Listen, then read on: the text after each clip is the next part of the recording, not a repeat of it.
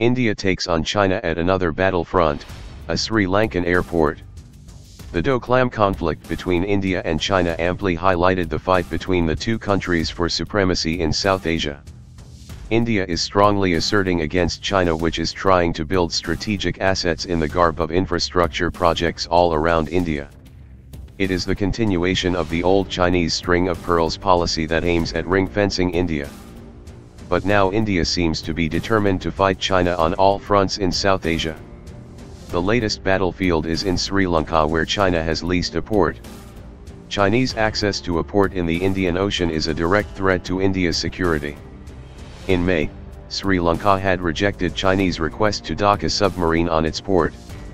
Emboldened after the Doklam conflict, Sri Lanka is now trying to balance China with India. That's why it is planning to hand over a Chinese-built airport to India right next to the port China has leased. Effectively, India is challenging China's advance into Sri Lanka. 4 years ago, Sri Lanka built Matala Rajapaksa International Airport, MRIA, in Hambantota, 250 kilometers south from Colombo, with Chinese assistance of $190 million, more than 90% of the total cost. Today, MRIA is running into losses and Sri Lanka is unable to pay back dues to China's Exim Bank. Ironically, Sri Lanka may now hand over the airport to India so that it can repay the Chinese loan. India is in advanced talks with Sri Lanka to operate the airport on the southern tip of the island, where China has invested heavily as part of its One Belt One Road, OBOR, project. Not far from the loss-making airport built with Chinese loan is a vital link in the OBOR project, the deep-sea port of Hambantota. China recently got a 99-year lease for running the Hambantota port. Sri Lanka's estimated national debt is $64.9 billion, of which $8 billion is owed to China. This can be attributed to the high interest rate on Chinese loans.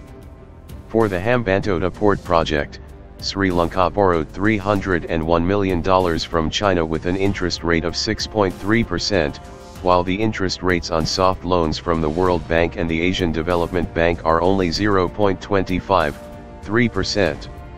Interest rates of India's line of credit to the neighboring countries are as low as 1%, or even less in some cases. Sri Lanka is facing debt crisis or a debt trap, as some scholars describe it. Sri Lanka is currently unable to pay off its debt to China because of its slow economic growth.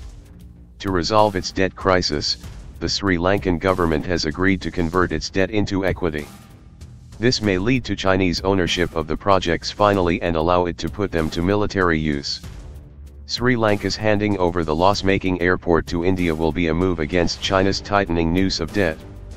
For India, it will be a strategic challenge to China. It would send a message that China cannot have a free run in South Asia, where India wants to be a dominant power.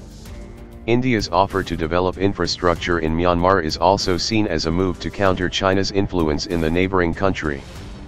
After India stared China down at Doklam, it hopes smaller countries in the region would no longer be hesitant to balance China with India. China told Reuters that it was not aware that Sri Lanka was considering allowing India to manage the airport.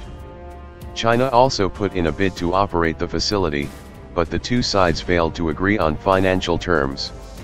China hopes the relevant country does more to play a constructive role in increasing mutual trust and cooperation between nations in the region and promoting regional peace, stability, and development, the Chinese Foreign Ministry said in response to an email from Reuters. But China must be perturbed at India's challenge to its string of pearls policy, which has gone unchallenged for a long time. If India is able to turn around the airport, it can encourage other smaller countries in the region to move from China to India.